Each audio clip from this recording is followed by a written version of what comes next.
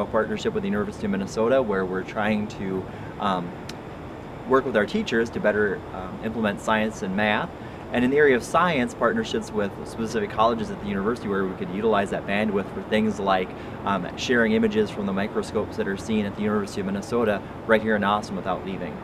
I think education really has been lagging behind in the last 50 years in making full use of what's become available. Unfortunately, education is one of the few industries that hasn't seen rapid change in the last 50 years. I think we're ready. I think that the educational model that is being used currently is ready for revamping, and I don't think there would be a better vehicle than a major project being undertaken in a district, a community, the business sector. With this many community partners all going in together, I think it could be an amazing kickoff point for changing the face of education as we know it in the town.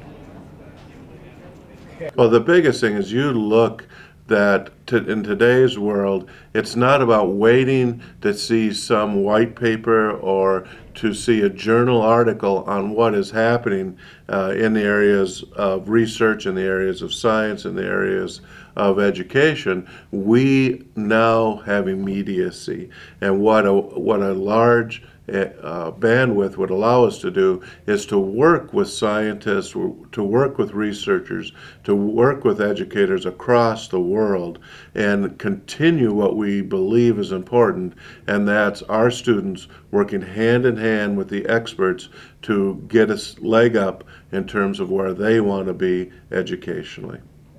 Well, from the perspective of a library, nowadays, our service has completely changed from being so print-based to being online, and most of our content is online.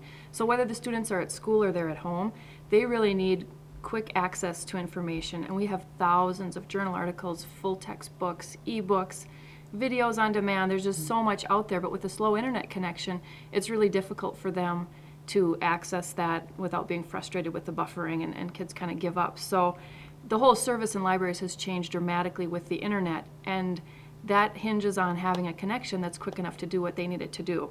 Our student news show is shown in-house. It would be so cool to have that on the web and have it broadcast so the parents could see that too. But again, connection speeds hold us back there. So there's so much we could do if only we had a quicker internet connection.